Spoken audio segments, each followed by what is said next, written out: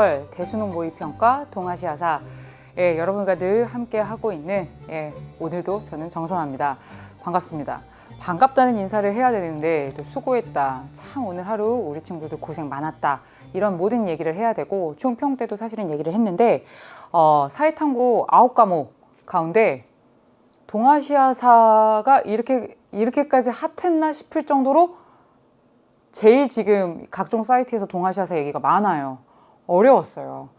좀 전에 이제 사회탐구 선생님들 이제 촬영하고 이제 부딪히면서 이제 나는 들어오고 선생님들은 끝나고 가시고 또 이제 뭐 메이크업하고 헤어 하면서 좀 마주치고 했는데 다들 좀 괜찮았어. 나름 수월했어. 아, 그래도 뭐 좀 많이 어렵지 않았어. 이런 대부분이 모든 그런 얘기를 하시더라고요.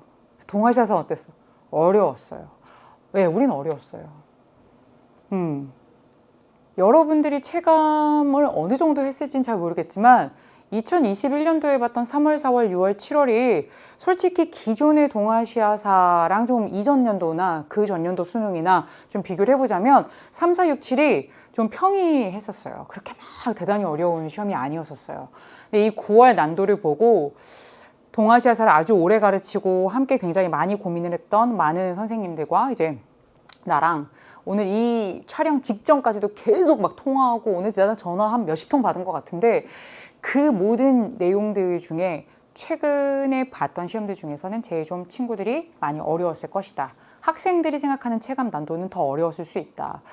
재작년 한 수능이나 재작년 한 구평, 작년 수능도 사실은 그렇게 어렵지 않았었기 때문에 우리 친구들이 9월 모평을 풀면서 확실하게 보였던 거는 뭐냐면 사회탐구 시간에 다른 동사 때보다 시간이 훨씬 많이 걸려 하는 거야. 그게 보이는 거야.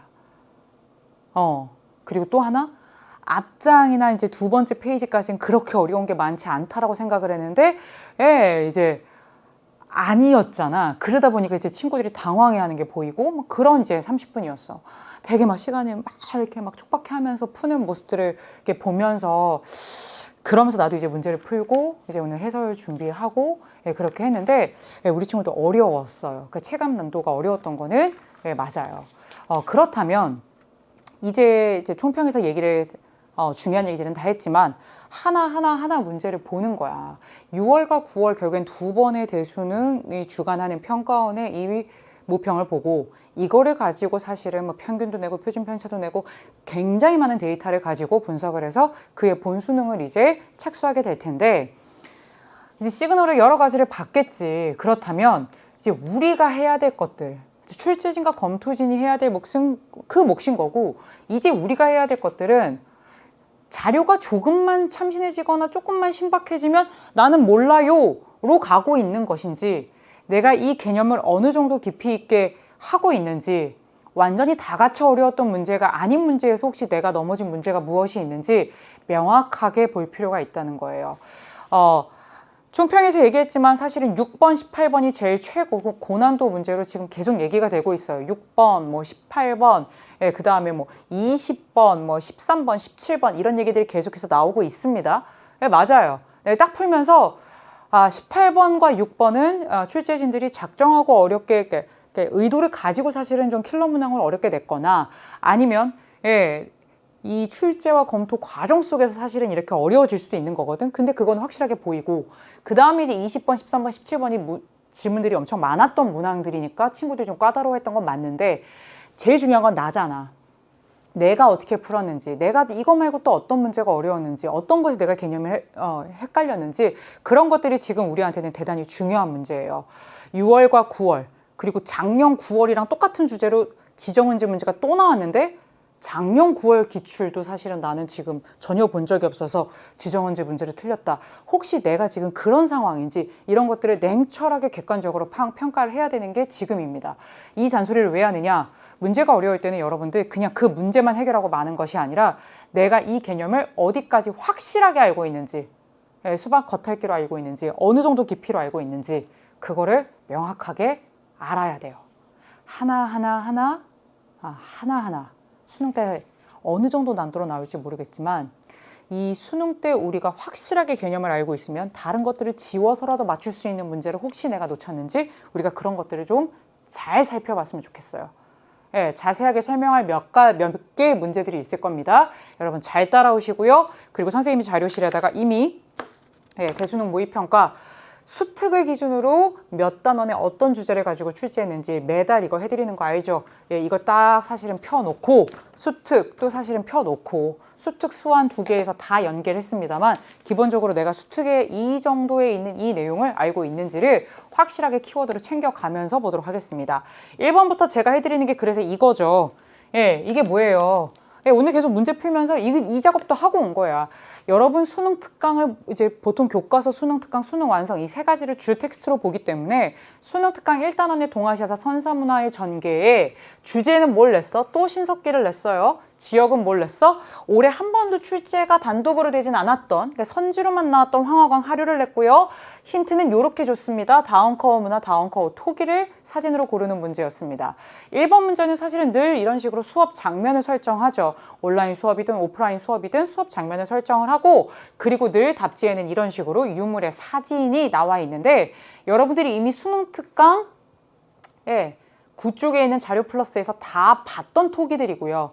그리고 실제로 이거는 수완에도 당연히 나오죠. 수완 6페이지에도 있는 거를 그대로 연계해서 출제한 연계 문항이 되겠습니다. 밑줄 친 이 문화는 뭐라요? 신석기 문화래요. 동아시아 여러 지역이 있고요. 빗금 친 황하강 하류예요. 황하강, 중류, 하류, 창장강, 하류. 대표적으로 지금 다 다양하게 나타나고 있고 랴오허가 만주 한반도, 일본 열도까지입니다. 근데 이 중에 우리는 황하강 하류를 찾을 거고요. 이 문화는 양사오 문화와 함께 룽산 문화로 발전했어요. 양사오 문화는 황하강 중류의 문화예요. 황하강 중류의 양사오 문화와 함께 황하강 하류의 다운커어 문화가 계승 발전해서 룽산 문화로 발전했다. 이게 수특 수완에 그대로 다 나오고요. 수완 6페이지에 있는 것을 지금 연계해서 출제했는데 그렇다면 이거는 어디라는 거야? 황하강 하류의 무슨 문화인데? 다원커어 문화인데 다원커어 문화의 토기가 뭔데? 아 이렇게 이건 여러 가지로 불러요. 교과서에 따라서 뭐 세 발 달린 주전자, 뭐 백도 뭐 얘기하는데 얘도 토기야. 무슨 토기야? 다원커어 토기야. 어디서? 황하강 하류에서. 이거는 자료 플러스에서 이미 골백 번도 더 본 거야. 1번, 일본 열도의 조문토기.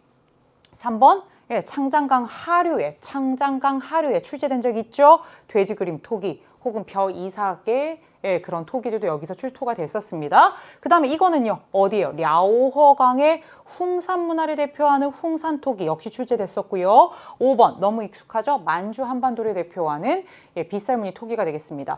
일부러 신석기 시대 5개로 다 구성을 했어요. 1번 치고는 그동안 단독으로 나오지 않았던 다운커어 토기를 냈지만 얘들아 신석기인데 그동안 다 나왔는데 다운커어 토기 누구나 안 냈다는 거 다 알고 있는데 충분히 나올 수 있고요. 앞으로도 계속 나올 수 있다라는 거 기억하시고 청동기 유물 선지 없이도 이렇게 5개 다 구성되기 때문에 신석기까지 여러분 확실하게 하셔야 되고요. 이런 연계 문제는 안 틀리는 걸로. 그쵸? 예, 지도까지 줬고 유물 사진 줬고요. 신석기까지 다 줬습니다. 그럼 1번 해결됐고요. 2번 보겠습니다. 2번은 2강이고요. 인구이동과 전쟁 중에 제일 중요한 인구이동은요. 이거예요. 서진 얘기. 그리고 사마해가 황제되고 동진. 그러니까 결국엔 서진이 망한 거야. 왜? 흉노니 가리니 하는 이런 애들이 쳐들어온 거야. 이거 여기서 얘기하고 싶은 거는 뭐냐? 문제 풀기 전에 이거는 처음 봤다라고 하면 안 돼. 이거 초면입니다 하면 나 진짜 동사 공부 안 한 거예요. 이거는 2021년에도 2번 이상 출제가 됐었습니다. 5호의 화북 진출.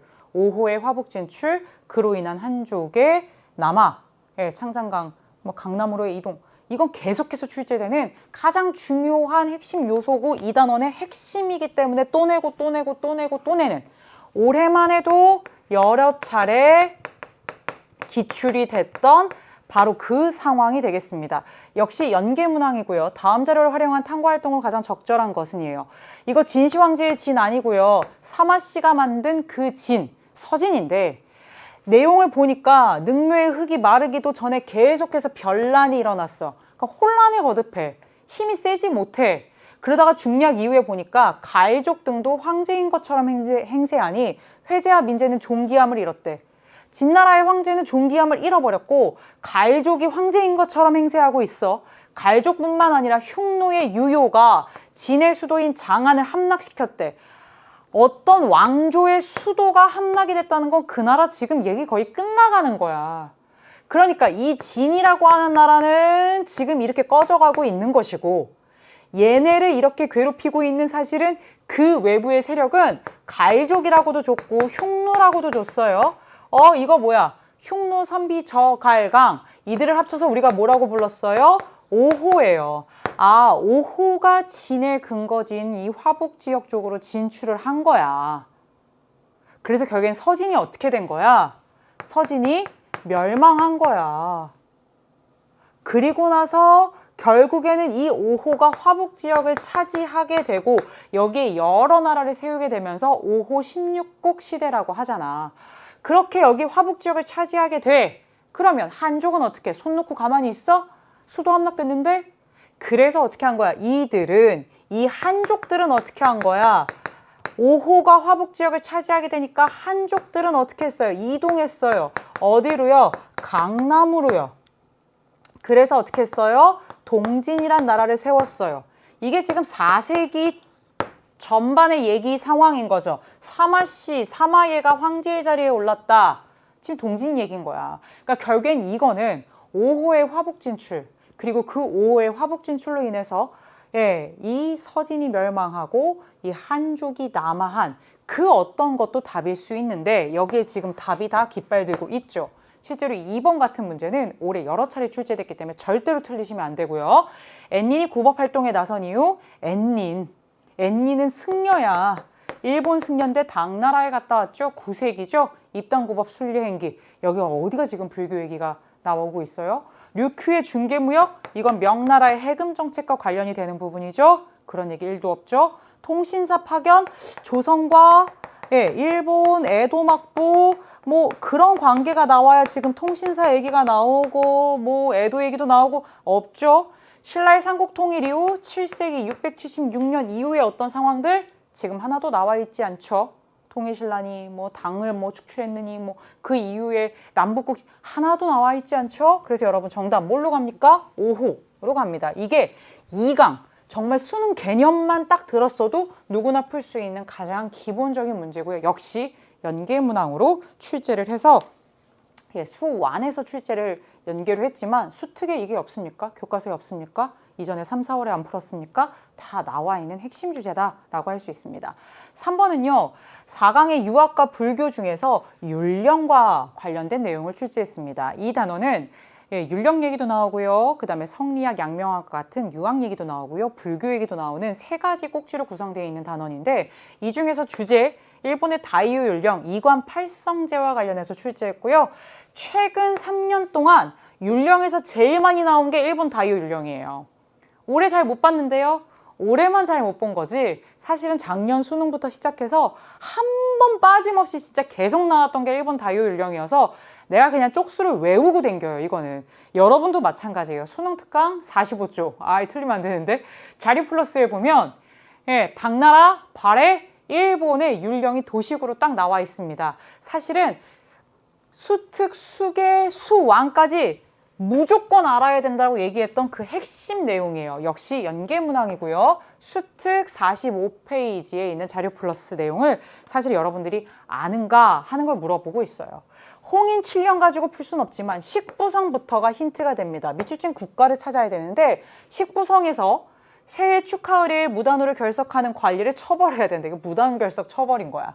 그럼 식부성은 뭐 하는 곳이길래 이런 관리들을 처벌하나 생각을 해보니까 식부성까지 뭐 하는지 다 외워야 돼요 라고 하는데 실제로 이게 기출이 됐었습니다. 식부성이 하는 일은 뭐냐면 인사 그리고 교육 이런 거예요. 인사가 뭐야? 관리들의 인사잖아. 그러니까 그거를 하는 곳이니까 처벌해야 된다는 이런 거를 지금 공석인 태정 대신과 좌 대신을 대리하는 우 대신에게 올렸다라고 돼 있어요. 보세요. 식부성이라고 되어 있는데 일본은 701년에 다이오 율령이라고 하는 것을 발표해요. 이거의 핵심은 뭐냐면 이관 팔성이에요. 이관 팔성제의 이관을 대답을 못하는 건 사실은 전혀 개념이 정리가 안 돼 있는 거니까 우리가 이거는 다 할 수 있어. 제사를 담당하는 무슨 관? 신기관. 그 다음에 행정을 담당하는 무슨 관? 태정관.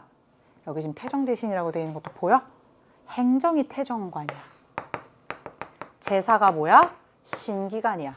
그러면 그 아래 뭐가 있다는 거야? 8성이 있는데 그 성 중에 뭐가 지금 힌트로 나온 거야? 식부성이 나온 거야. 식부성 말고 뭐가 있는지 니네 한번 들어봤는지만 한번 봐봐. 중무성, 식부성, 치부성, 민부성, 병부성, 형부성, 대장성, 국내성. 이 중에 민부성도 나온 적 있고 식부성도 나온 적 있고 중무성도 나온 적 있어. 이게 이관 8성제야. 그리고 좌병관, 우병관이 존재했다. 뭐 탄정대까지도 수능에 나온 적이 있어요. 그래서 이관 8성제라고 하는 수특 45페이지의 자료 플러스에 있는 기본적인, 가장 기본적인 다이오 일령의 내용을 알고 있니? 그렇다면 이관 중에 하나인 신기관을 찾는 건 어려운 문제가 아니야. 근데 오답도 중요해. 발해가 나온 적도 있었고 당연히 다 나올 수 있기 때문에 그래요. 그럼 한번 보겠습니다. 교육기관으로 주자감을 설립하였다. 주자감 발해 얘기예요. 맞아요?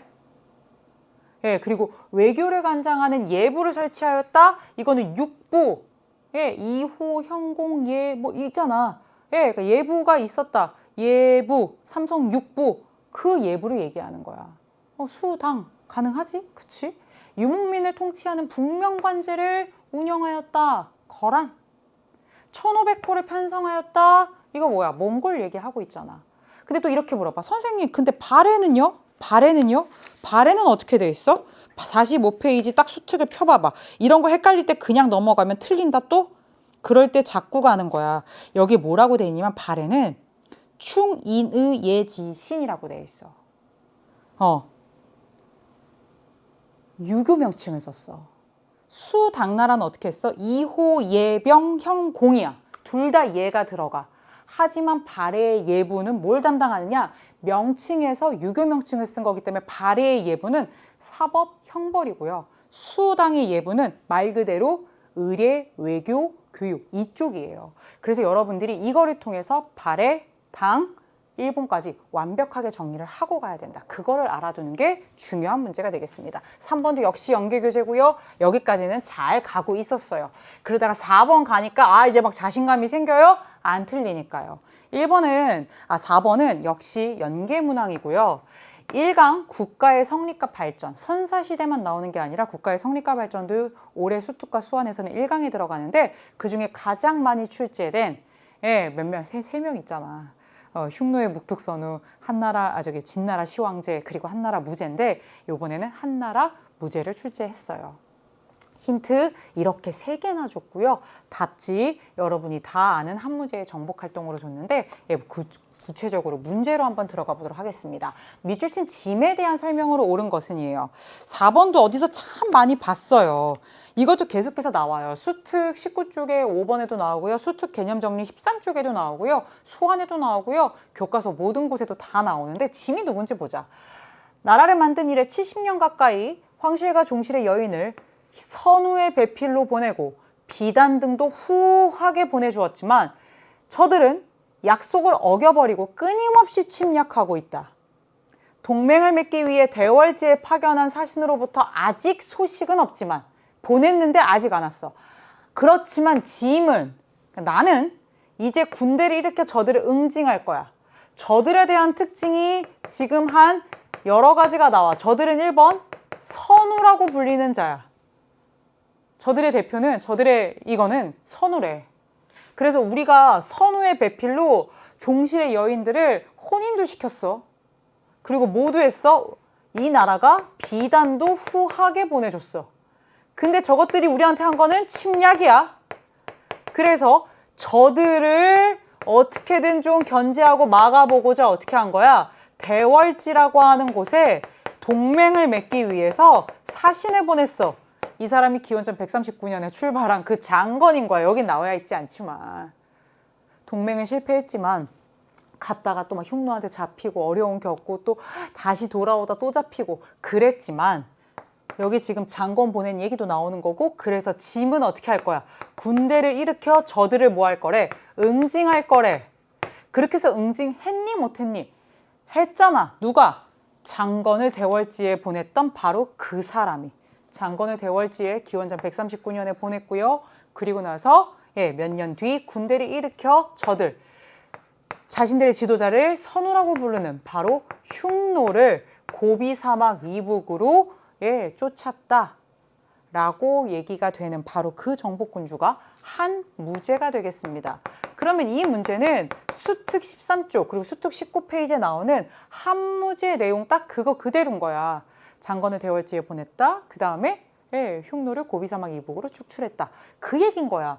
그러면 한무제의 또 다른 정복활동 고르면 정답은 고조선을 정복했다나 남비엣을 멸망시켰다. 이거 중에 나오겠지. 정답 이거고요. 기원전 111년입니다. 분서갱유를 일으켰다. 진시황제죠. 팔주의 법을 제정하였다. 고조선입니다. 좌연왕, 우연왕. 선생님 이거 선우, 이거 흉노인데? 이건 흉노지. 저들이 흉노지. 짐은 한나라 무제고. 이게 흉노라는 거 확실히 아셔야 되고요. 평성 백등산 전투에서 패배했다. 이건 한나라 무제가 아니라 한나라 고조가 흉노의 묵툭선우한테 패한 거죠. 그래서 여러분 정답 3번이 되겠고요. 역시 연계 문제가 되겠습니다. 5번입니다. 5번은 연계 문제는 아니지만 올해 토본의 송칭칸포랑 당나라의 태종 당시 그 관계가 올해만 2번 출제됐어요. 네, 화범공주가 올해 2번 정도 출제가 됐어요. 선지가 됐건 내용이 됐건. 가장 최근에도 송칭칸포가 나온 적이 있어요. 문성공주 나온 적이 있고요. 올해도 나왔었어요. 그리고 당나라의 도호부가 작년 3월 서울특별시 교육청 학평부터 시작해서 2015 교육과정에서 도호부라고 하는 개념이 좀 강조가 되면서 당나라를 물어보는 선지로 정답을 안남도호부로 가는 경우들이 꽤 있었어요. 그래서 여러분 이 문제는 선생님 이 자료 처음 보는데요 하고 있으면 안 돼. 평가원에 이 출제하는 교수, 교사들은 교육과정에서 가장 중요한 핵심 요소들을 뽑아서 내야 되는 건 당연하거니와 늘 그러니까 기시감이 있는 자료가 아니라 참신하고 새로운 자료를 계속해서 하려고 하는 노력. 선생님도 이제 출제를 하고 막 그 문제가 이제 여러분들이 이제 그 문제를 풀게 되는 그런 전국 단위의 시험 될 때 얼마나 자료를 열심히 찾는지 몰라. 근데 그 자료가 참신만 하면 안 되잖아. 중요한 거여야 되잖아. 정말 그랬을 때 막 유레카를 외친단 말이야. 근데 친구들은 뭐라고 생각하냐면 선생님 이거 처음 보는데요? 고유문자. 송칭칸포에 창제된 고유문자. 이거 교과서에 나오나요? 그 얘기가 아닌 거야. 가나 국가의 관계를 얘 잘 봐. 둔왕에서 발견된 이 경전이라는 불경을 가지고 지금 이 문제를 푸는 불교 문자가 아니라 가라고 하는 국가의 고유 문자인데 이 문자는 이 나라의 송칭칸포가 이때 창제되었고 송칭칸포는 이제 우리 아는 얘기 나오잖아.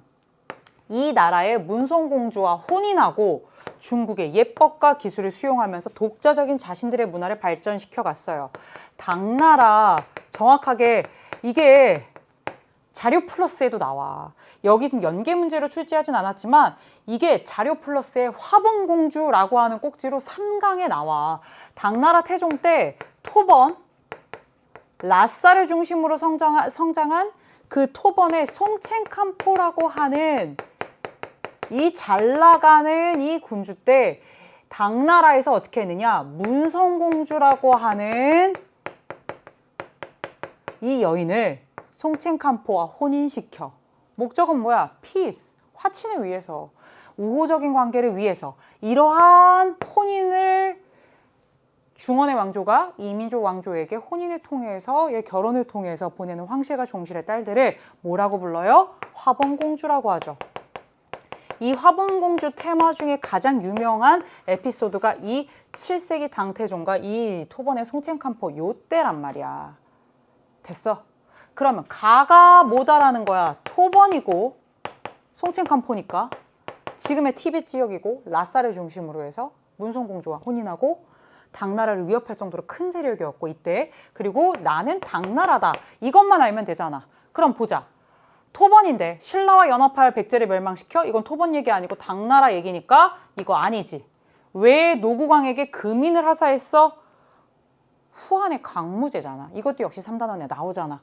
그러니까 후한의 광무제니까 역시 이것도 토번 아니고 나를 가보자.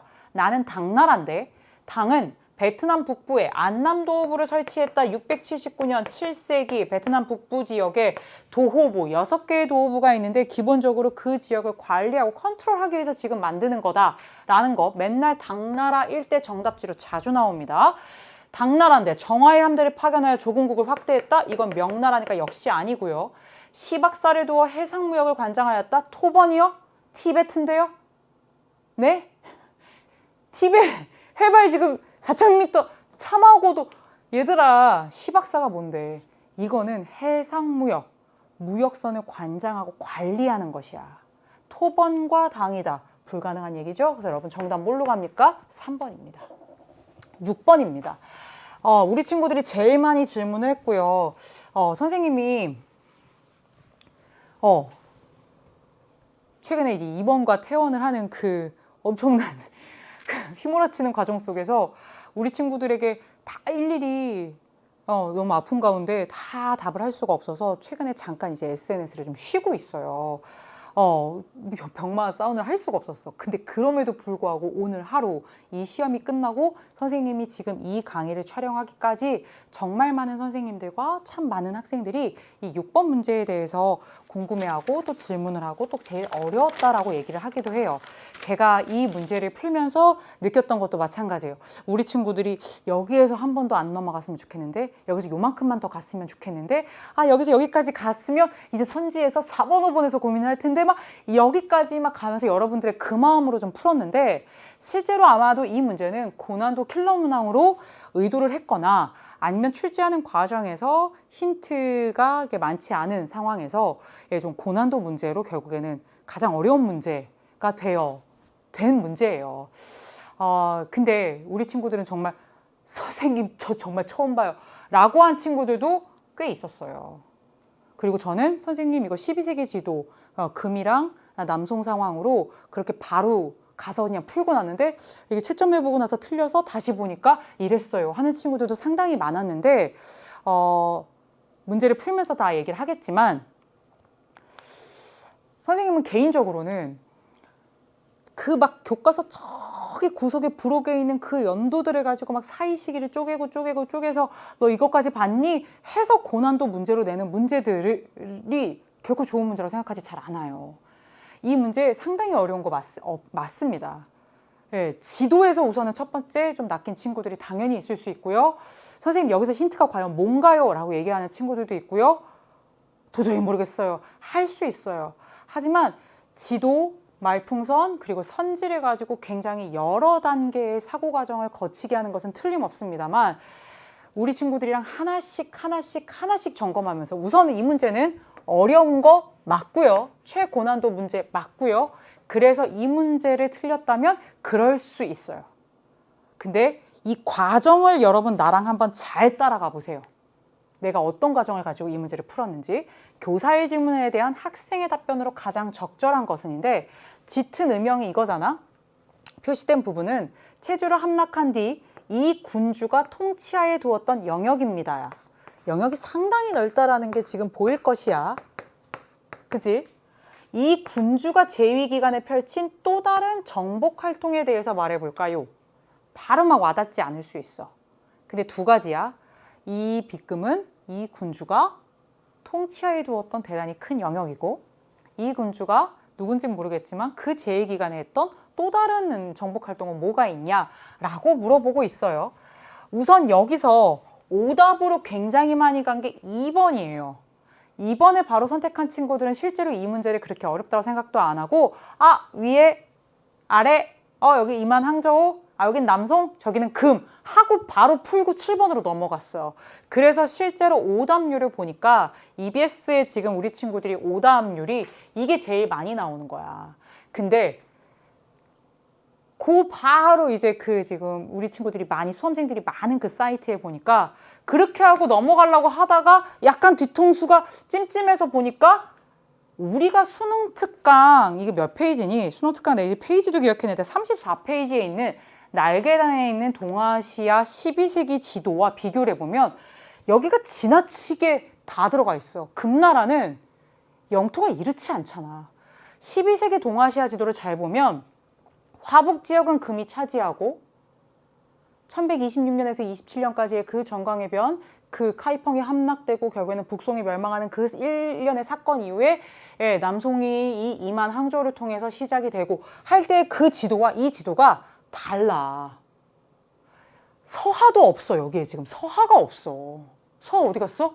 망했나 봐. 없어. 12세기 지도에는 서하가 존재해야 돼. 서하는 1038년에 이원호가 만들어서 1227년에 멸망하기 때문에 있어야 되는데 지금 서하도 없고 12세기 지도라고 금나라라고 하고서는 정답 2번으로 가기에는 여기까지 다 지금 몽골 이쪽까지도 다 차지했어. 그럼 이거는 금과 남송의 지도가 우선 아닌가? 라고 생각을 한 번만 더 해줘야 돼. 우선 1번. 그러면 여기서 여러분들이 알 수 있는 첫 번째 힌트는 무엇이냐? 아직 이만 항저우가 수도 표시가 되어 있는 걸로 봐서는 남송은 존재하니 안 하니? 남송은 존재해요야. 남송이 언제까지 존재했어? 1279년. 남송을 누가 사실은 정복하니? 쿠빌라이 칸이야. 근데 지금 이건 아직 남송이 안 망했으니까 쿠빌라이 칸일 수는 없는 거야. 그렇게 해서 쿠빌라이 칸을 지워버려. 그 다음에 두 번째, 서하는 어디 갔니? 서하는 없어. 서하가 없어요. 그러면 서하는 어떤 나라인데? 11세기 이원호가 탕구투족을 중심으로 흥경을 중심으로 성장했는데 13세기 1227년에 멸망하잖아. 근데 서하가 안 보여. 맞아? 그렇다면 그리고 여기가 이 군주가 이미 통치하고 있대. 처음 몽골도. 그렇다면 이거는 12세기가 아니라 13세기일 수 있다. 생각이 들어야지. 서하가 없어요려면 적어도 이거 이후인 거야. 이거 이후인 거야. 체주를 함락한 뒤 여기에 막 꽂혀가지고 체주? 그러지 않아도 돼. 이 체주라고 하는 이게 우리가 지금 이거를 딱 읽고선 금나라 멸망 1, 2, 3, 4 이후야. 이렇게 지금 바로 읽혀서 문제를 풀 수 있는 친구들은 진짜 극히 적어요. 그렇기 때문에 여러분들은 한 단계씩 가는 거예요. 아직 남송은 존재해요. 그러니까 존재하니까 여기서 쿠빌라이 칸은 아니에요. 쿠빌라이 칸은 정답일 수 없어요. 맞아요? 그리고 서하가 없어요. 서하 끝났나 봐요. 그러니까 11에서 13세기까지 존재했던 서하가 존재하지 않으니까 뭐예요? 이 얘기도 아니에요. 물라카를 점령했어요. 이거는 포르투갈이 1511년에 1511에 포르투갈이 점령하니까 이거는 완전 저쪽 얘기니까 지워버려요. 그리고 나서 지금 13세기에 몽골 상황인데 얘네가 이 위에도 이렇게 차지를 하고 그리고 서하도 사실은 끝내버리고 그리고 이렇게 내려와서 지금 아직 남송은 존재하지만 금도 쳐버린 그 상황인 거야. 그러면 이제 이거를 보도록 하자. 고려로 원정군을 파견했어요. 우리가 몽골과 원에서 외우는 칸이 셋이 있습니다. 칭기즈 칸이 있고요. 우구데이 혹은 오고타이 칸이라고 하는 칸이 있고요. 그 다음에 엄청 자주 나왔던 쿠빌라이 칸이 있어요. 근데 쿠빌라이 칸은 아직 남송이 존재했으니까 쿠빌라이 칸 아니죠. 아직. 아니에요. 일본 침공 단행 1274년, 1281년이니까 그것도 아니에요. 칭기즈 칸이 뭐 했어요? 금도 침공했어요. 금 쳤어요. 멸망시키진 못했지만 금을 쳤어요. 그리고 서하를 어떻게 했느냐? 서하를 계속 침공하고 공격했어요. 그래서 교과서 표현에는 서하를 공격하여 굴복시켰다라고 하는 표현도 나오고요. 굴복이라고 하는 것이 사실은 공격을 당해서 서하가 완전히 끝장나는 상황까지 가요. 칭기스칸이 서하를 공격하고 또 다시 이제 다른 데 갔다가 돌아오면서 또 서하를 쳐요. 그리고 칭기스칸이 죽어요. 그리고 진짜 며칠 있다가 서하가 완전 끝나버려요. 그래서 실제로 서하를 공격하고 굴복시키고 이렇게 침공했다라고 하는 표현이 수특에서는 칭기스칸으로 그렇게 나와 있어요. 이게 몇 페이지냐? 35페이지에 칭기스칸 아래 서하점 금 침공 그리고 호라즘 정벌 맨날 나오는 표현이죠. 1500 호제 뭐 이렇게 해서 나오죠. 그 다음에 그 바로 아래 우구데이 칸에 뭐라고 되어 있느냐? 금 멸망. 그리고 금 멸망 연도는 외우라고 했을 거야. 1, 2, 3, 4. 금을 멸망시키고 1279년에 쿠빌라이 칸쯤 되어서야 남성이 멸망하는데 지금은 어떤 상황인 거야? 우구데이 칸. 칭기스칸, 이거는 칭기스칸이 이끌었던 군대에 대한 얘기가 될 것이고 이거는 1227년의 상황인 거고 이 상황은 결국엔 우구데이 칸 때 바로 뭐예요? 1234년 금나라 치고 그 우구데이 칸 재위 기간에 있었던 우구데이 칸이 했던 또 다른 정복 활동 뭐가 있냐? 우구데이 칸, 오고타이 칸 그러면 한국사에서 얘기하는 바로 그 사람이 바로 고려를 침공한 그 칸이야. 고려를 침공하였다는 표현을 교과서에서는 고려를 공격, 고려를 침략, 고려를 침공 그리고 고려의 원정군을 보내서 고려와 그래서 결국에는 고려가 어떻게 한다? 약 40여 년간의 항전을 한다. 그렇게 서술이 되고 있잖아요. 우구데이 칸을 단독으로 사실 묻는 문제이기 때문에 상당히 어렵고 우리 친구들은 처음에 지도를 자세히 보지 않으면 12세기로 헷갈릴 수 있는 상황이기 때문에 오답이 2번이 많았고 그 다음까지 간다 할지라도 쿠빌라이 칸과 그리고 서하 침공, 호라즘 정벌 그리고 칭기스칸이 이끌었던 군대에 의해서 멸망한 이 서하, 칭기스칸, 그 다음에 우구데이 칸, 쿠빌라이 칸까지 가는 그 과정이 상당히 쉽지 않아요. 여러 단계가 거치는 문제예요. 선지를 지어가려고 해도 그 칸들을 다 일일이 다 알아야 되고 35페이지에 있는 내용을 정확하게 알아야 되기 때문에 상당히 어려운 문제인 건 명확해요. 만약에 이거 하나만 틀렸다? 그럼 괜찮아요. 근데 여기서 그냥 내가 만약에 바로 그냥 12세기 하고 갔으면 한 번만 다시 생각을 해봐줘야 돼. 그런 사람들은 34, 35쪽 그 지도를 다시 한번 보면서 선생님이 얘기한 이 내용을 바탕으로 해서 여러분들이 그렇게 접근을 해주셔야 돼요. 고난도 문제 맞습니다. 7번 문제로 가보도록 하겠습니다. 7번 문제는 5강에 나오는 17세기 전후의 동아시아 전쟁 그 단원에서 임진왜란 전의 상황이에요. 이 사람의 이 그림 보고선 누군지 바로 어떻게 알아. 다 그 사람이 그 사람 같은데. 근데 이 사람이 뭐 했냐면 개혁을 했대. 그리고 임진왜란 전에 죽은 이런 표현들이 나와 장거정의 개혁 우리가 어느 정도 정리가 되어 있는지 그렇게 한번 같이 보도록 하겠습니다. 보시면요. 밑줄친 개혁을 추진한 시기에 동아시아에서 있었던 사실이에요. 이 사람이 언제 태어나서 언제 죽었는지가 아니라 이 개혁을 언제 했는지야. 후베이성 출신으로 호는 태악, 시호는 문충인데 여기까지 봐도 하나도 모르겠대. 당연히 모르지. 그치? 괜찮아. 재상격인 내각수보에 올라 어린 만력제, 이 사람이 명나라의 황제인데 어린 만력제를 보좌하면서 개혁을 실질적으로 추진해간 개혁한 신하야.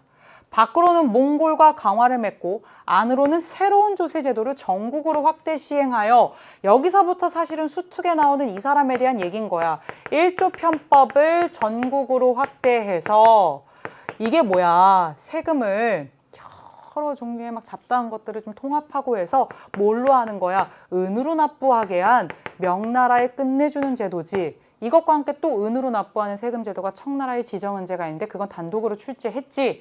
그렇게 해서 관료의 기강을 잡기 위해 노력한 바로 그 사람이고 중요한 힌트 볼까요? 그가 죽고 나서 10년 뒤 발발한 임진왜란. 정확하게 연도를 줬어요. 우리가 임진왜란 연도는 알고 있잖아. 1592. 근데 10년 전에 죽었대. 그러면 1582년에 죽은 거야.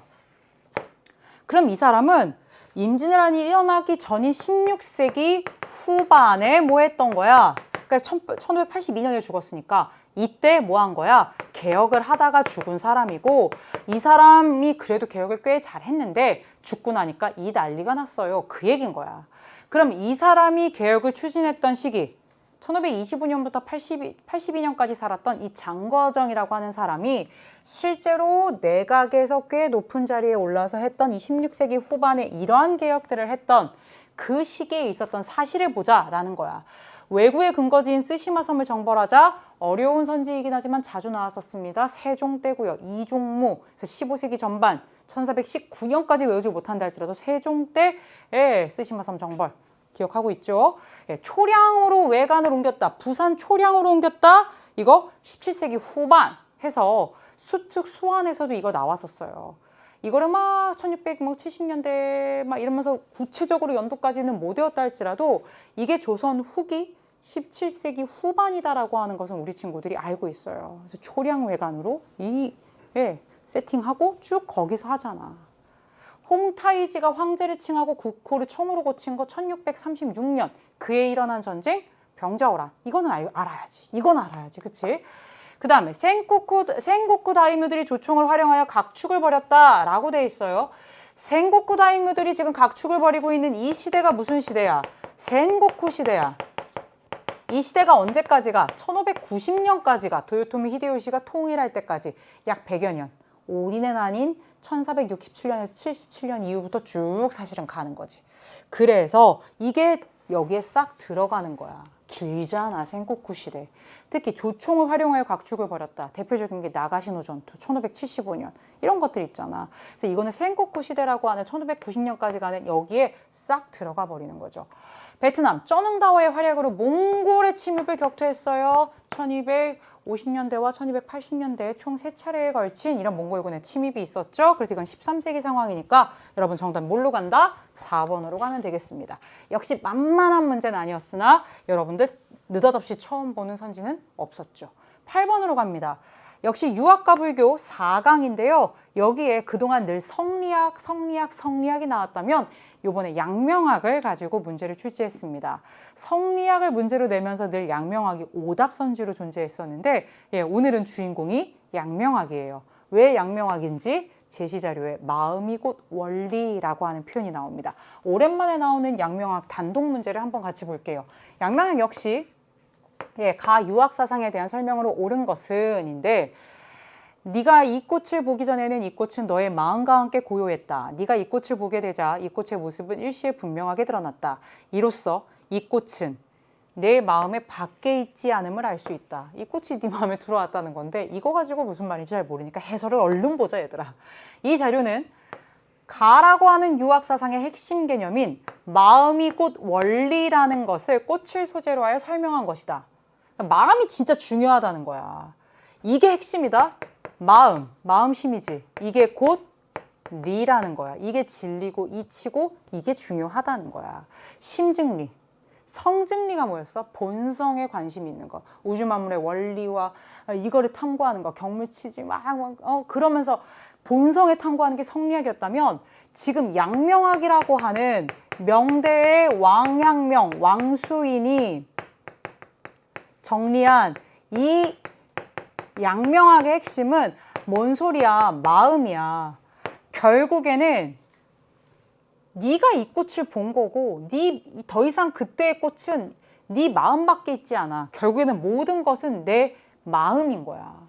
심즉리이고 그래서 내 마음의 의지가 상당히 중요한 것이고 안다는 것은 곧 뭐 할 수밖에 없는 거야. 안다는 진정한 지식과 진정한 알미라는 거는 행함인 거야.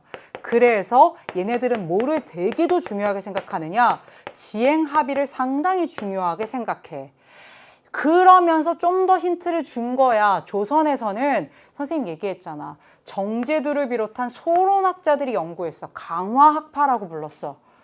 소론이고 강화도를 중심으로 정제두 이런 사람이 잘 못 들어봐. 그래서 맨날 뭐라 그랬어. 이들은 어떻게 보면 약간 아웃사이더야. 절대 이들이 막 뭔가를 주도하진 못했어. 하지만 정제두, 강화학파, 소론, 양명학, 수특에도 나와요.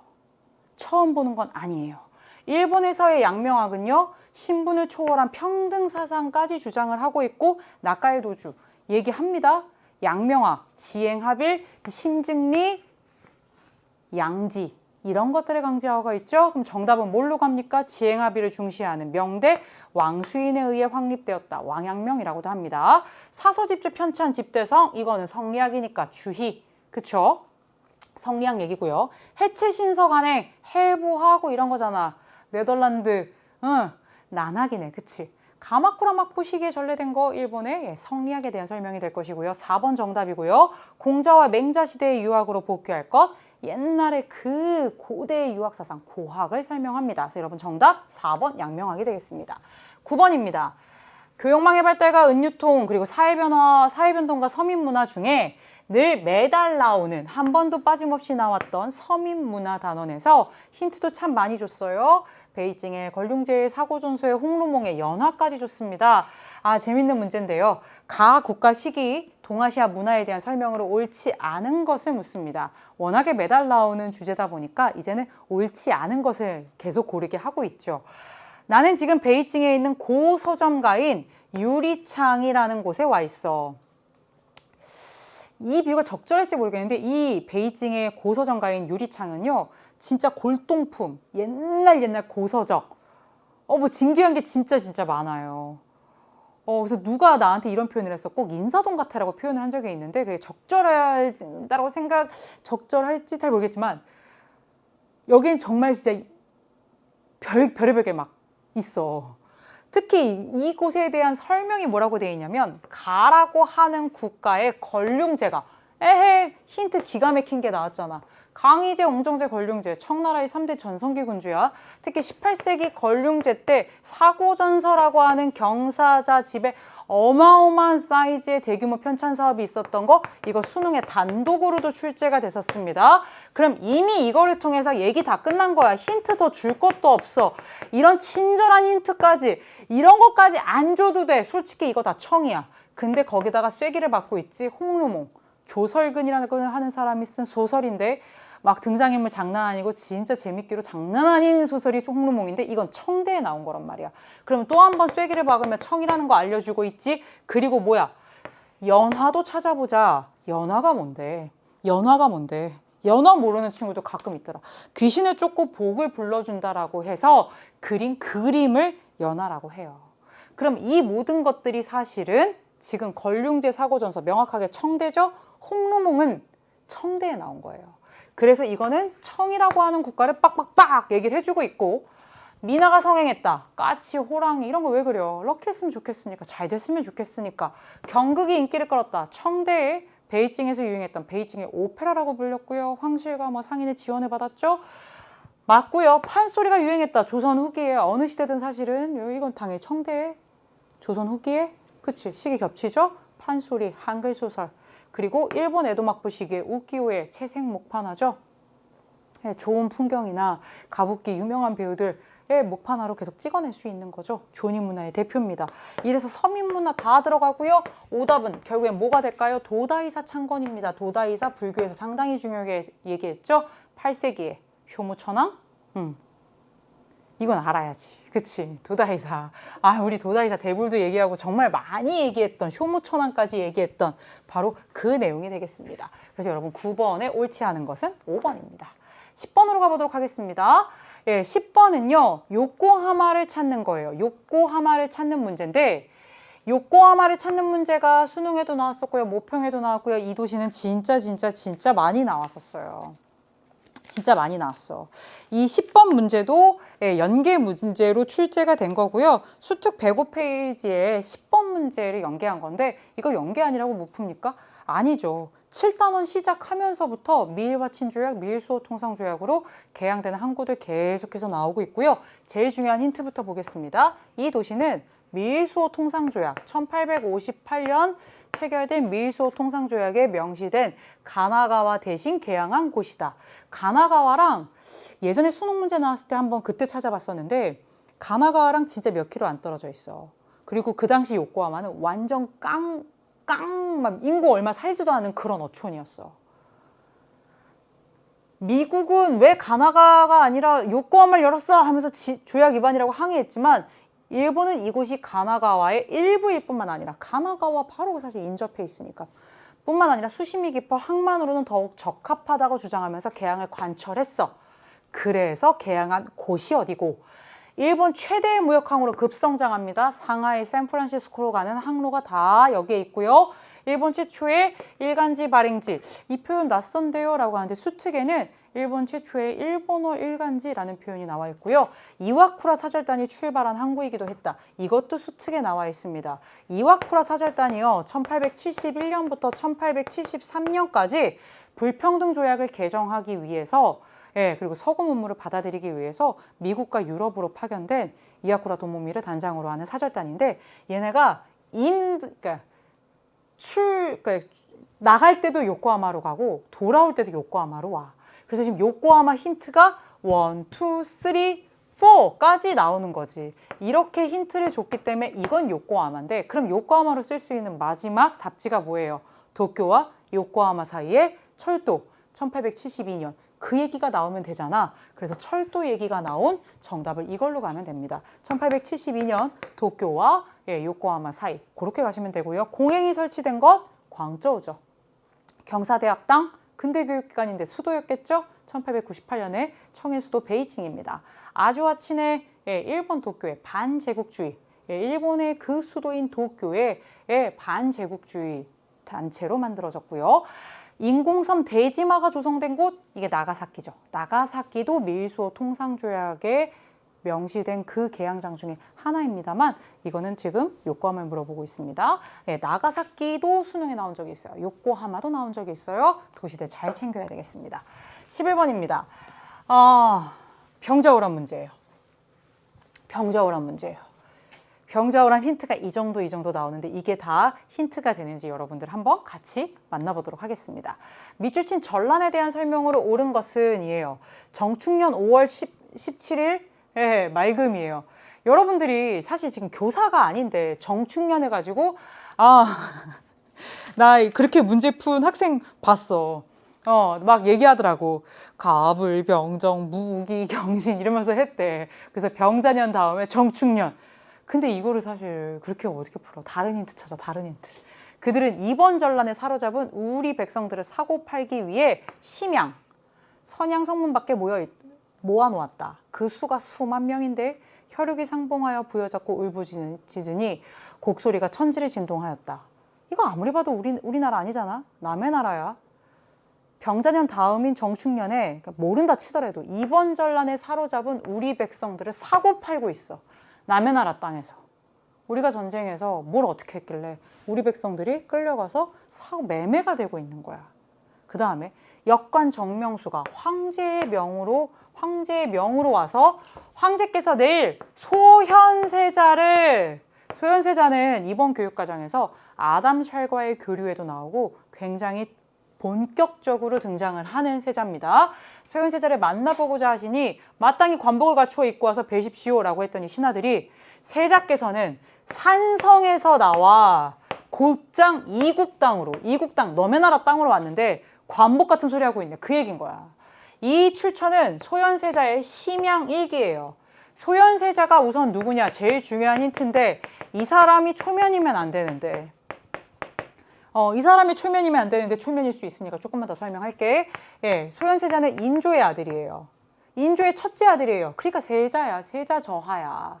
근데 병자호란 때 웬만한 왕족들과 신하들이 강화도를 피신을 했는데 정작 임금이 인조와 소현세자는 그 길이 막혀서 어디로 갔어요? 1636년부터 1637년까지 있었던 이 병자호란 때 인조와 소현세자는요 남한산성으로 갔어요.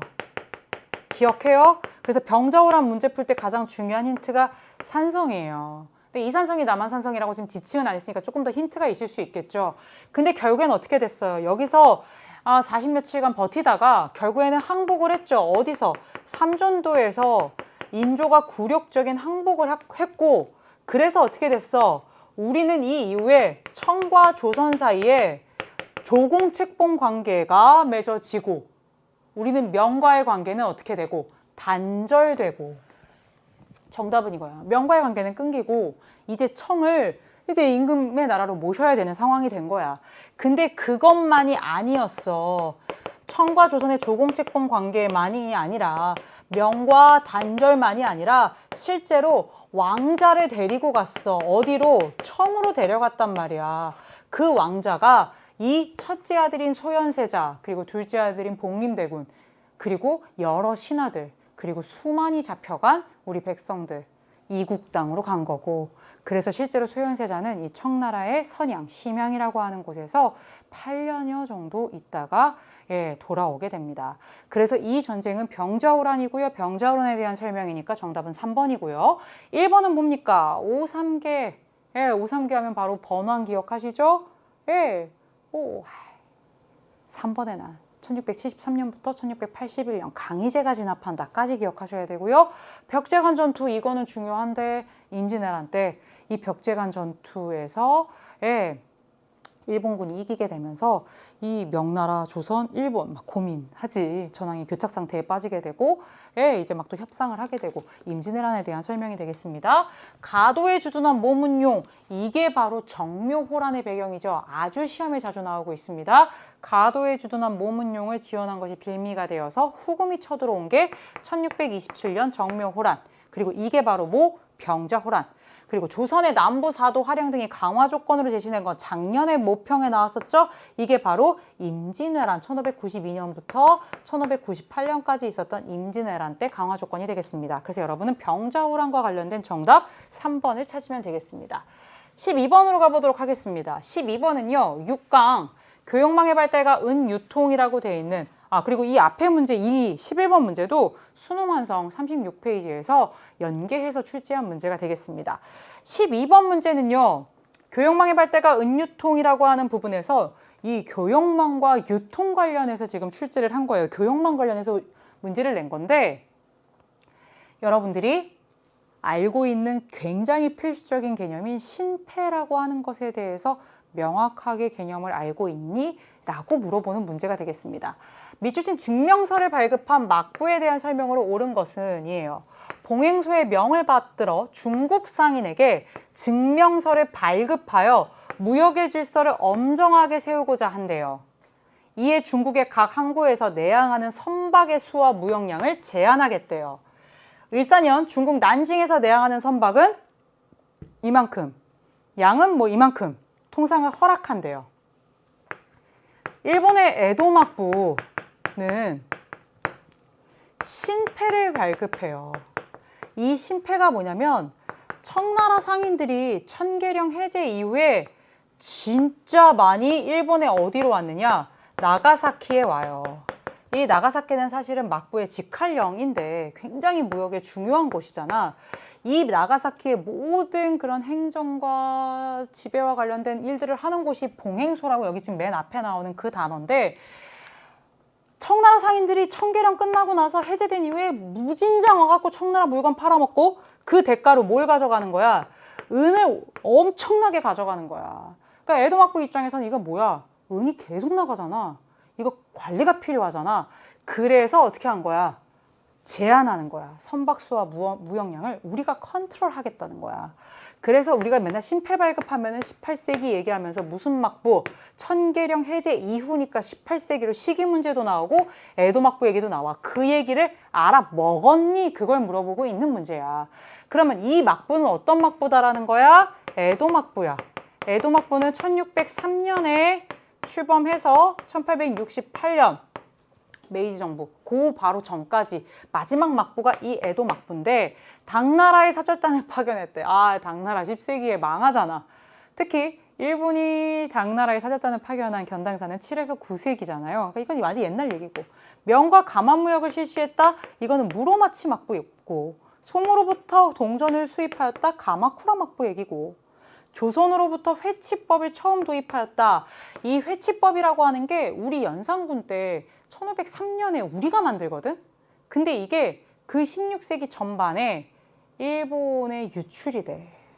이 비법이, 이 대단한 비법이, 이 은을, 순도 높은 은을 재련할 수 있는 이 방법이 16세기 전반에 일본으로 유출이 돼요. 그래서 결국엔 에도 막부에 해당하는 거는 이거야. 미국과 화친조약을 체결하였다. 이게 뭔데 얘들아? 미일 화친조약 1854년이고 선생님 이게 개양조약이죠?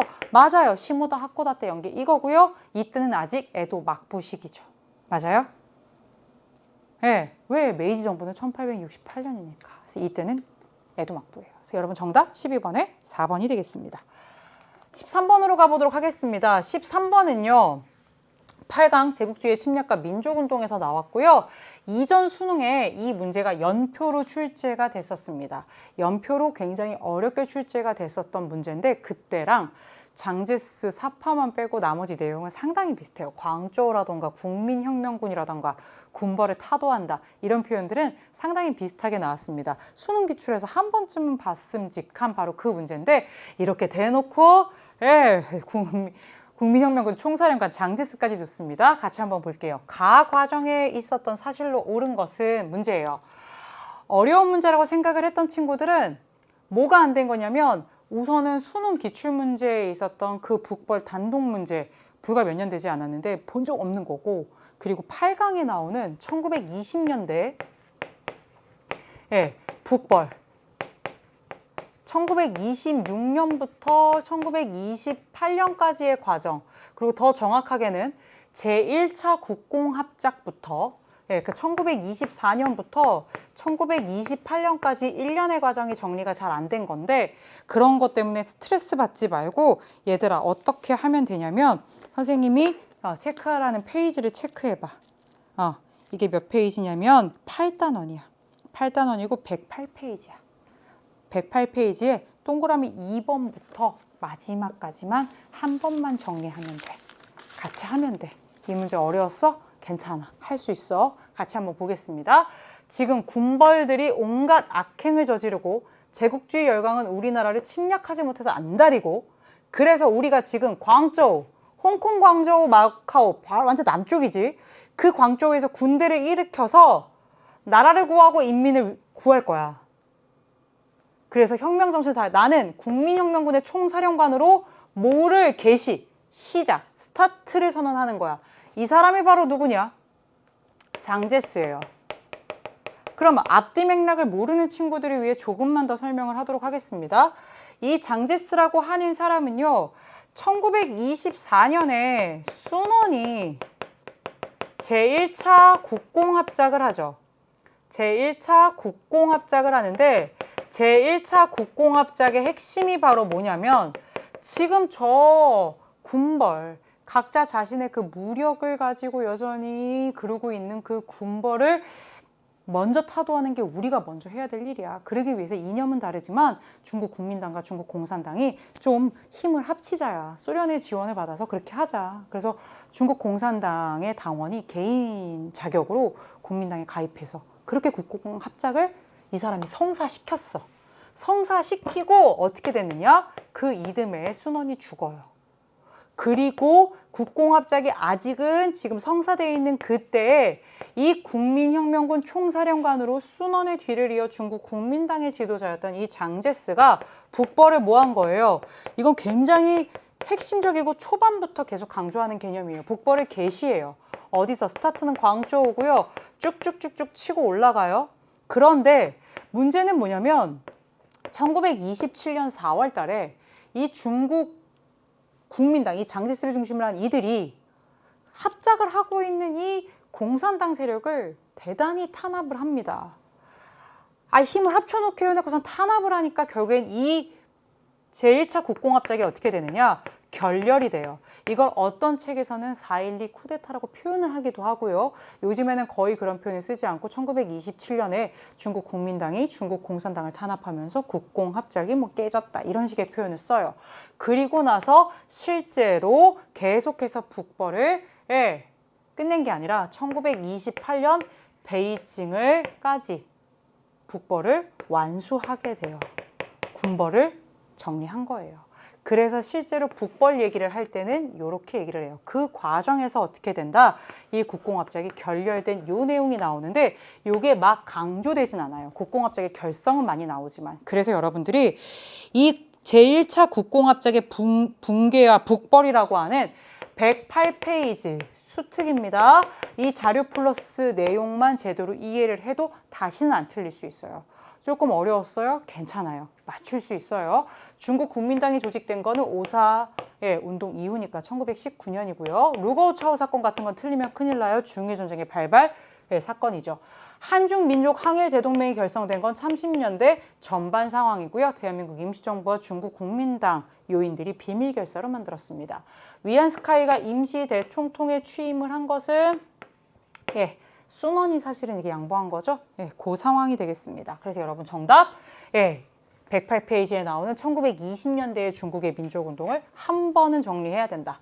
제1차 국공합작이 시험으로 나오는 경우도 상당히 많다. 이렇게 알아두시면 되겠습니다. 14번 지정은제 문제입니다. 지정은제 문제는요. 출제자들이 이걸 의식을 했는지 안 했는지는 정확하게 확인하고 싶은데 작년 9월에 지정은제가 똑같이 나왔어요. 개념으로. 인두세인 정세를 토지세에 포함시켜서 똑같이 이건 밑줄 친 기억으로 해서 작년 9월 모평 문제. 내가 작년 9월 모평 문제도 가지고 왔어. 작년 9월에 모평 끝나고 이런 질문이 있었어. 선생님, 지정은제는요. 세계사가 아니라 동아시아사에서 이렇게 개념을 물어보기도 합니까? 이게 9번 문제였거든요. 예, 기억이 실시된 이후에 동아시아 상황으로 물어봐서 시기 문제를 출제를 했었는데 그랬나요? 라고 했는데 이미 작년에 지정은제가 출제가 됐었어요. 지정은제의 핵심이 나오고 올해는 뭘 물어봤느냐?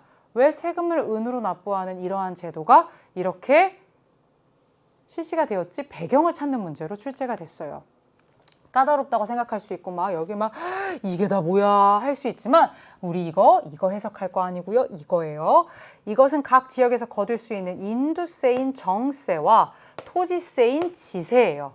인두세에 이거는 사람의 머리, 이 머리두야. 그러니까 말 그대로 여기에 부과되는 세금인 거야. 그냥 두당. 그거를 뭐라고 하냐면 정세라고 해. 그 다음에 토지세는 뭐야? 이거는 쉽네. 땅. 그래서 이게 지세야.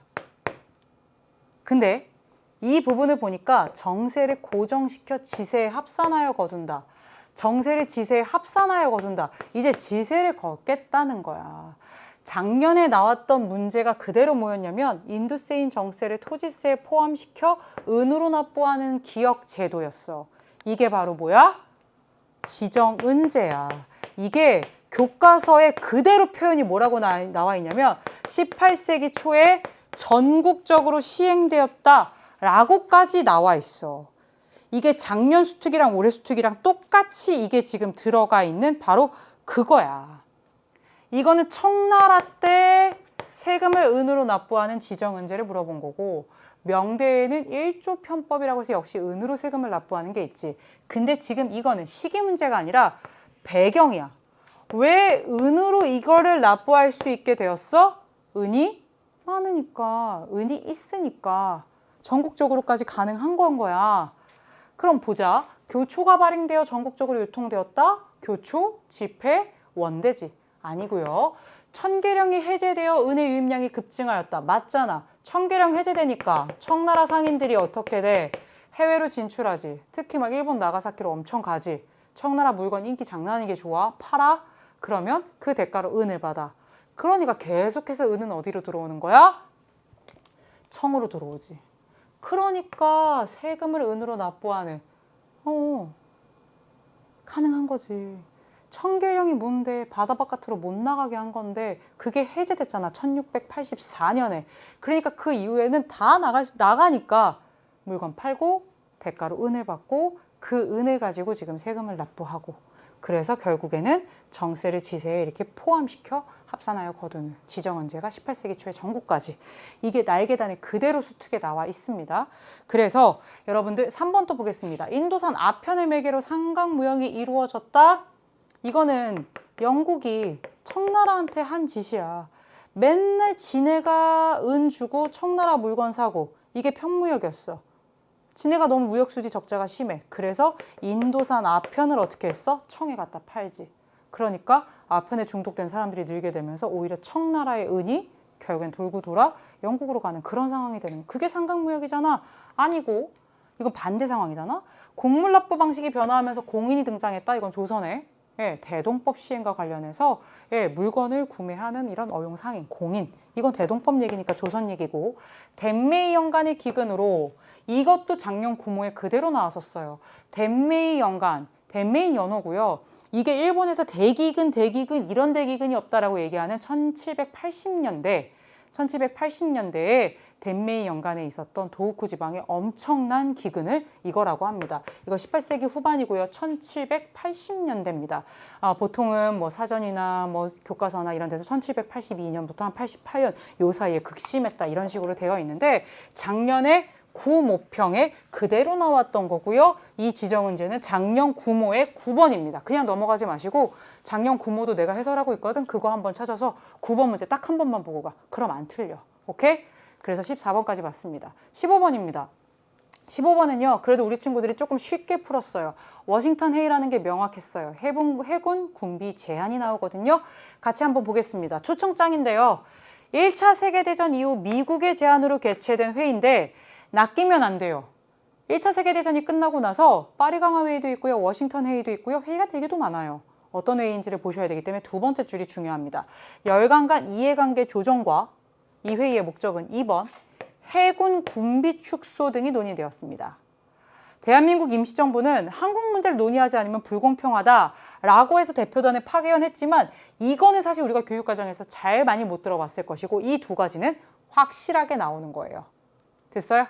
그럼 이게 뭡니까? 이게 바로 워싱턴 회의예요. 1921년부터 22년까지 워싱턴 회의라고 불리는 이 회의의 핵심은요. 두 가지예요. 해군 군비 축소예요. 일본이 지나치게 팽창한다고 생각을 해서 일본의 해군력을 조금 견제하고 축소하고요. 이러면서 좋은 관계였던 영국과 일본의 동맹이 사실은 이때 끝나지. 왜? 영국과 미국이 일본 견제 들어가고 있으니까. 그러면서 이때 무슨 얘기가 나오냐? 열강 간 이해관계를 조정하면서 일본이 가지고 있었던 산둥반도의 그 권익과 그 21개조 요구 파리 강화 회의 때도 그렇게 철회해달라고 했지만 열강들이 일본의 편에 들었던 바로 그거를 어떻게 중국한테 돌려줘요.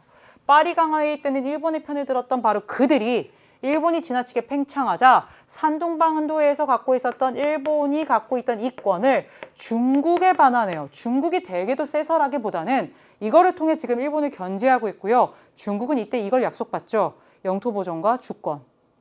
이거를 약속받고 그리고 그 다음에 산둥반도 이권 그렇게 달라고 했던 그게 파리 강화 회의 때는 되지 않아서 오사운동까지 가잖아. 근데 이 워싱턴 회의를 통해서 중국에 반환되는 결과를 낳게 됩니다. 중국에서 오사운동이 일어나는 원인, 뭐 파리 강화 회의의 결과에 분노한 거 맞고요. 결국엔 21개조 1915년에 관철됐던 그거 철회해 주세요.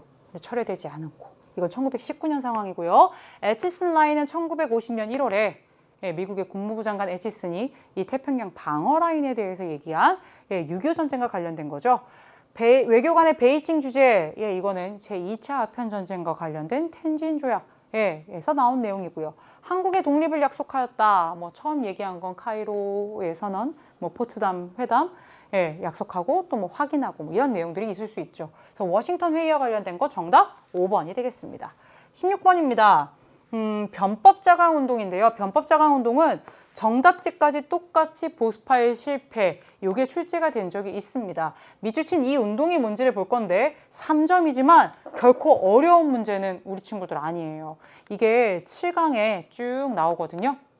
무술변법이라고도 하는데 이게 뭔지 한번 보겠습니다. 일본과의 전쟁에서 패한 지 3년 후 반포된 광서제, 황제가 반포한 이 명정국시조로 이 운동은 본격화되었다예요. 이 운동의 주도 세력은 일본이 강한 건 여기 핵심이에요. 군사만 센 게 아니라 결국엔 일본이 강한 건 서구의 그 정치 체제를 적극적으로 수용했기 때문이야. 깔짝깔짝 군사 기술만 받아들인 게 아니라 머리부터 발끝까지 입헌 군주제 이런 것까지 다 바꾸려고 노력했기 때문인 거야. 그래서 우리도 어떻게 해야 돼?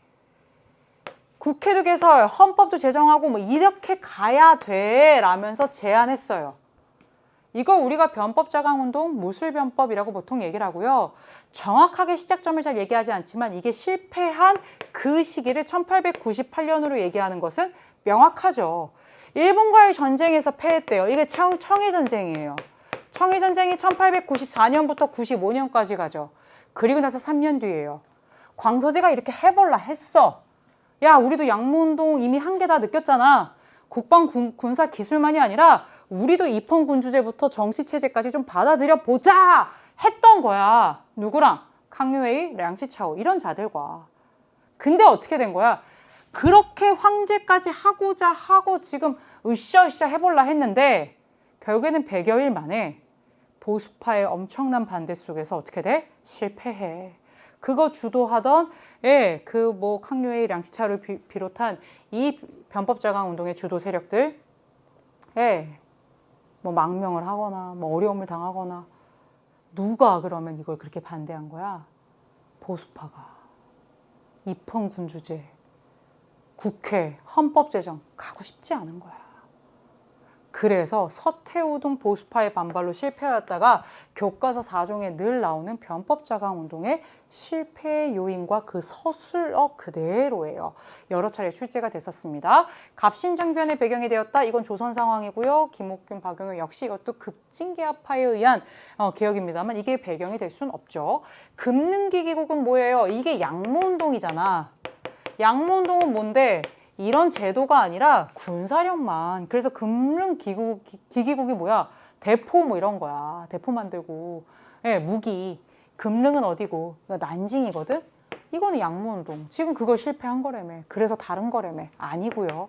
일본의 자유민권운동을 촉발하였다. 1870년대부터 1880년대까지 일본의 자유민권운동의 핵심은 바로 무엇이냐면 우리가 이렇게 징세도 하고 징병도 하고 교육도 의무를 받으면 그만큼 사실 우리도 정치에 참여하고 정치 체제도 입헌군주로 가야 되고 의회도 있어야 되고 헌법도 있어야 된다. 할 말 하겠다. 정치에 참여하겠다. 이런 얘기들인 거야.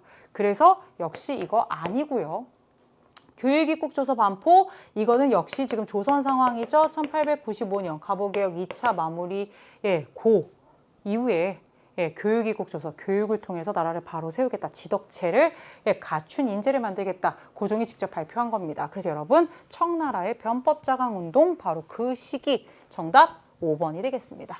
17번입니다. 17번은요 최근에 굉장히 자주 나왔던 만주사변, 만주국, 리튼조사단, 국제연맹 탈퇴까지 이어지는 그 부분들인데요.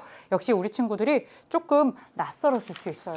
우리 친구들에게 만주사변, 만주국 이런 것들은 그렇게 어려운 개념은 아닌데 여기에 천연두, 콜레라, 패스트, 장티푸스 참신한 자료다 보니까 상당히 어렵게 느꼈을 수 있거든요.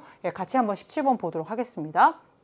이거는 우리 친구들이 장티푸스 아니면은 그 패스트가 포인트가 아니라 상황 해설을 잘 보고 문제를 푸셔야 돼요. 감염병의 역사 이게 핵심이 아닌 거야. 근데 참 자료는 열심히 찾은 자료라고 할 수 있죠. 제1항 일본 가연합 패스트 방역위원회를 설치하고 나 진짜 이 자료의 출처가 상당히 궁금하더라고. 패스트 조사반의 편성은 관동군에서 할 것, 뭐 보고할 것 철도 방역은 이렇게 할 것. 근데 이것만 가지고 힌트가 참 어려워요. 그래서 두창 콜레라 패스트 갖고 풀 수 없잖아. 해설을 봐. 이 자료는 창춘 인근에서 전염병이 유행하자 만주를 침략한 이거야. 만주를 침략한 이후 청의 마지막 황제 푸이를 앞세워 가라고 하는 나라를 수립한 일본이 마련한 포인트는 잘 걸리는 거 봐. 만주를 침략한 누가 지금 이런 방역 대책을 내세우고 있느냐? 만주를 침략한 일본이야. 근데 그 사이에 수식어를 보니까 만주를 침략하고 나서 가를 수립했대. 근데 가라고 하는 여기에 누구를 옹립을 했냐면 청나라 마지막 황제 푸이를 갖다가 앉혀놨대. 청나라 마지막 황제 그 영화에서 막 완전히 꼬마가 막 그 성에서 뛰어다녔던 그 궁궐에서 뛰어다녔던 그 사람을 갖다가 여기다가 앉힌 거야. 만주족이라고. 그래서 핵심은 뭐냐면 이거야. 창춘 근처에서 패스트 환자가 나왔는데 그 방역 대책을 이 만주를 침략한 일본이 얘기하고 있다는 거야. 사망자가 이렇게 많다. 이걸 가지고 문제를 풀 수 있는 게 아니잖아. 그러면 그게 만주를 침략한 일본 1931년 만주사변이야. 그리고 일본은 결국엔 어떻게 돼? 관동군을 중심으로 해서 만주사변을 일으키고 만주를 점령하지. 그리고 나서 1932년 여기에 나오는 가입니다. 바로 뭐예요? 만주국을 수립해요. 만주국을 수립해요. 겉으로는 만주족, 즉 그 청나라의 마지막 황제 푸이를 갖다가 앉히면서 이거는 니들이야, 니들의 뭐야 라고 얘기했지만 위에서 지금 누가 꼭두각시처럼 이걸 다 하고 있느냐? 일본이잖아요. 그래서 만주국을 괴뢰 뭐 이렇게 표현을 하기도 한단 말이야. 그러면 1930년대 만주국이 수립된 이후에 볼 수 있는 이 만주국에서 볼 수 있는 장면이야. 만주에서 이 시기에 벌어지고 있는 일이라는 거예요. 그럼 보겠습니다. 풍도해전에 참전하는 일본군, 이거 청일전쟁 전투죠. 그러니까 1894년이니까 아니고요. 홍수전의 지휘를 받는 태평천국군, 이거 1850년대부터 1860년대까지 가는 거니까 역시 아니고요. 조선의용대 창설식, 이거 김원봉 생각나야 되고요. 이거는 기억하셔야 돼요. 중국 관내에 1938년 중국 국민당이 지원을 받았고요. 우창봉기를 일으키는 신군 1911년, 이거 신해혁명 얘기를 하고 있습니다. 그렇다면 정답은 바로 무엇이냐? 중국군과 연합하여 항해전을 펼치는 조선혁명군이고 조선혁명군의 총사령관은 양세봉인데 이게 뭐냐면 외울라 하지 말고 얘들아, 이건 설명 여러 차례 했었어. 일본이 만주를 침략해. 우리 집 안방인 만주를 뺏긴 중국인들은 일본한테 열받기 시작하겠지. 이 만주에 있는 중국인들의 항일 감정과 그 반일 감정이 굉장히 커지게 되면서 이 중국인들이 만주에서 활동하고 있는 우리 독립군들과 이제 그들을 공감하고 이해하고 그들과 콜라보하기 시작하는 거야. 그래서 한중연합작전이 1930년대 이 만주 사변 만주국 수립이 있었던 이 시기에 남만주, 북만주에서 다 이루어지게 되는데 특히 이 양세봉의 조선혁명군과 이 중국인들이 같이 활동했던 지역이 남만주고요. 지청천은 북만주에서. 뭘로 나와도 정답은 가능합니다만 정답은 뭐다? 5번이에요. 역시 어려운 문제일 수 있어요. 어려운 문제 맞고요. 예, 하지만 우리 친구들이 지금 계속해서 수특에서 만주사변, 만주국 수립, 리튼 조사단, 국제연맹 탈퇴까지 그 30년대 전반을 여러 차례 반복했기 때문에 풀 수는 있는 문제예요. 그 다음에 18번입니다. 18번 같은 경우에 출제진들이 어렵게 작정하고 사실은 낸 문제라고 나는 느꼈어요.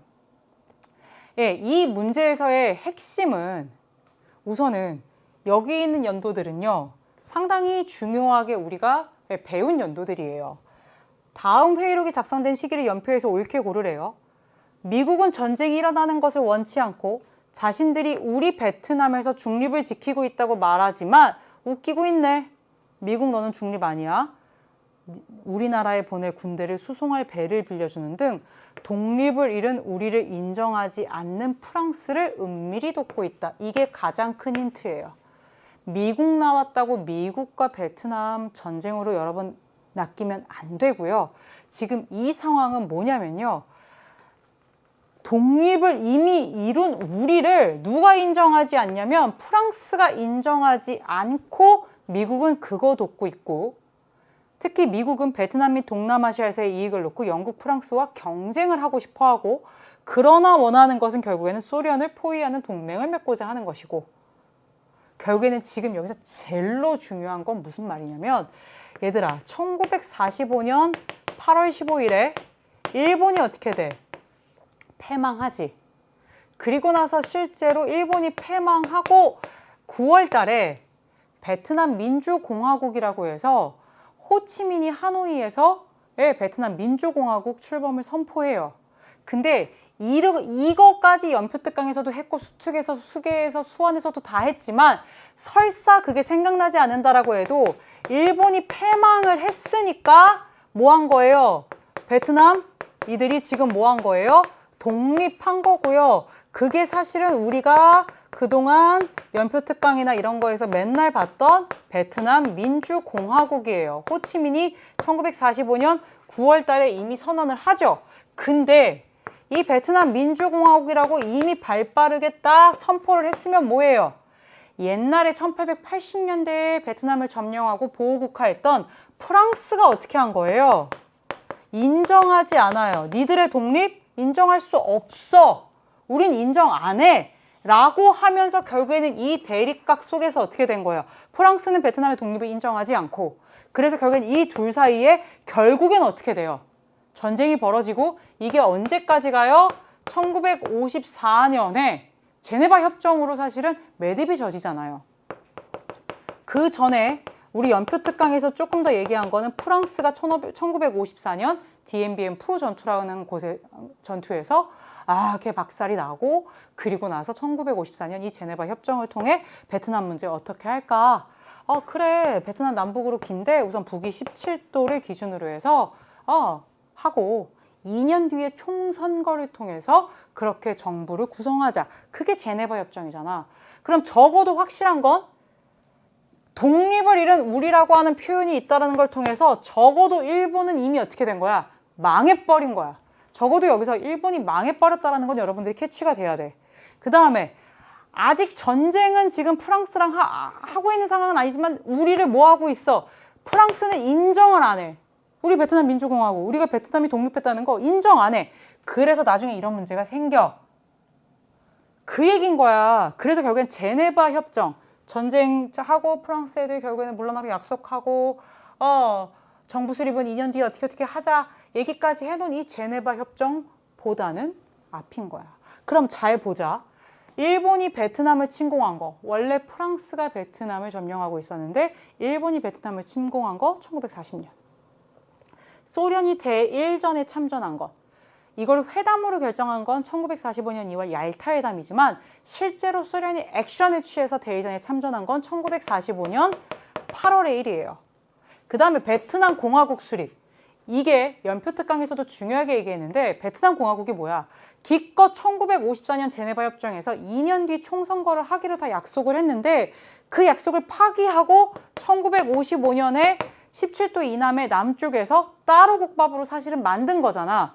그러니까 실제로 지금 이거는 베트남은 독립을 한 상황, 제네바 협정은 이전인 이 상황에는 이게 들어가기 때문에 정답이 이게 되는 거야. 맞아? 여기에 지금 막 구체적으로 뭐 랄랄라 룰루로 나와 있지 않지만 확실한 건 프랑스는 베트남의 독립을 인정하지 않고 있고 이미 이들은 일본이 패망했기 때문에 독립은 한 상태고 그 얘기 나와 있고, 그리고 베트남 공화국은 제네바 협정 어기고 지들끼리 만든 거고, 그러니까 이 사이에 들어간 거. 베트남은 독립했고 제네바 협정 이전 상황이다 까지 나와서 2번이 정답인 거고, 남베트남 민족해방전선 모평에 나왔었죠. 1960년 상황입니다. 통킹만 사건, 이 사건을 빌미로 해서 미국이 지상군과 굉장히 이 전쟁에 직접적으로 크게 개입하죠. 64년이고요. 닉슨 독트린, 괌에서 닉슨이 발표했습니다. 이제 아시아 문제에 군사적 개입하지 않겠다. 정답 2번이 되겠습니다. 19번입니다. 19번은요, 6월 모평과 마찬가지로 샌프란시스코 강화조약을 또 출제했고요. 이 샌프란시스코 강화조약이 일본의 주권을 찾은 것뿐만이 아니라 시기적으로 언제인지도 굉장히 중요하다고 강조를 많이 했는데 바로 그 내용입니다. 가 조약에 대한 설명으로 옳은 것은이고요. 역시 연계 문제입니다. 수원 68쪽에 있는 내용이고요. 지금 계신 곳은 하와이 진주만에 있는 미주리호인데요. 이 2차 세계대전에서 패하고 이 배 위에서 항복문서에 서명했어요. 알겠어. 근데 이게 핵심이에요. 근데 패전국 일본은요, 가로 주권을 회복했습니다. 이 주권을 회복한 게 뭐라고요?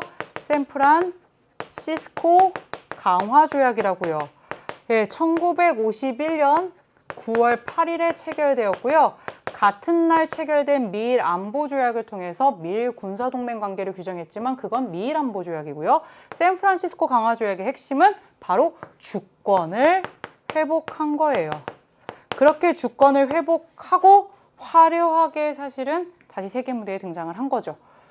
그러면 샌프란시스코 강화조약에 대한 설명입니다. 중화인민공화국 수립의 원인이 되었다. 중화인민공화국 1949년 일이에요. 그리고 이거는 미일 안보조약에 대한 내용입니다.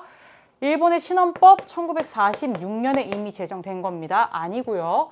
6.25 전쟁의 정전협정이 체결되기 전에 조인되었다. 이걸 다시 말하면 6.25 전쟁 중인 시기죠.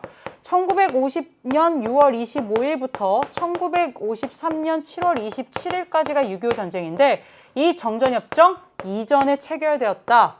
조인되었다. 맞죠? 51년 6.25 전쟁 중이죠. 도쿄 재판이 개최되는 배경이 되었다. 1946년부터 48년까지 가게 됩니다. 그래서 여러분 정답은 몇 번? 4번이고요. 6월 모평에도 샌프란시스코 강화조약 출제됐었죠. 마지막 20번입니다. 마지막 20번은요. 올해 수특에서 굉장히 강조하고 있고 작년에도 나왔던 남순 강화와 예, 중국의 WTO 가입 선생님이 바로 직전에 모평 직전에 했던 약정 공약 3강 4강에서 얘기했던 그 연도가 그대로 다 출제가 됐습니다. 같이 한번 볼게요. 밑줄 친 10년 동안의 시기입니다. 중국의 경제특구 건립부터 세계무역기구 가입까지 제목을 다 줬어요. 경제특구는 마오쩌둥이 죽은 후 권력을 장악한 덩샤오핑이 외국 자본과 기술이 유치하는 개방정책의 일환으로 건립한 것이다.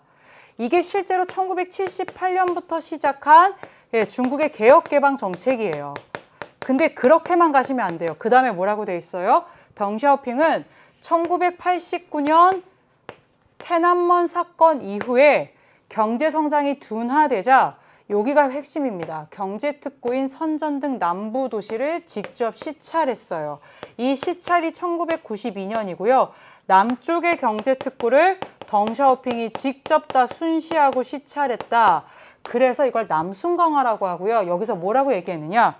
우리의 개혁개방은 앞으로 100년 더 유지할 거고 더욱 대담하게, 더욱 과감하게 유지하고 지속하고 추진해 나갈 거다라고 하는 다시 한번 강조점을 뒀어요. 그럼 이 시찰 1992년이니까 이때부터 10년 동안이니까 1992년부터 2001년 정도까지의 이 중국은 적극적인 시장 개방 조치로 연평균 10% 전후의 고도 성장을 이어갔고 결국 세계무역기구 가입을 하게 됩니다. 이게 WTO죠. 가입 연도가 2001년도예요. 1992년부터 2001년까지 있었던 동아시아의 사실이에요. 정답 가보겠습니다. 정답 뭡니까? 1990년대 주가와 부동산 가격 폭락으로 경기 침체, 거품 경제가 붕괴된 바로 90년대의 상황인 일본 상황. 정답 4번이 되겠고요. 오답 보겠습니다. 1번 제1차 경제개발계획 1962년부터 66년까지가 1차가 되겠습니다.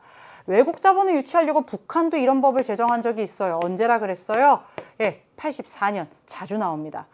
인민공사 올해 2번 이미 출제가 됐습니다. 대약진 운동과 관련돼 있죠. 58년이고요. 도이머이 정책 여러 차례 출제됐죠. 역시 베트남의 시장경제 요소를 도입한 1986년 얘기가 이후 상황이 되겠습니다. 그래서 이 10년 동안의 동아시아에 있었던 사실로 옳은 것. 시작이니까 이거는 86년을 보셔야 되고요. 90년대 상황, 바로 92년부터 2001년까지 정답 4번이 되겠습니다. 이렇게 해서 20문제 다 풀어봤는데요. 오늘 많이 오래 걸렸죠. 총평은 짧잖아 대신에. 근데 얘들아 진짜 구평 제대로 해야 돼. 우리의 목표는 본수능이에요.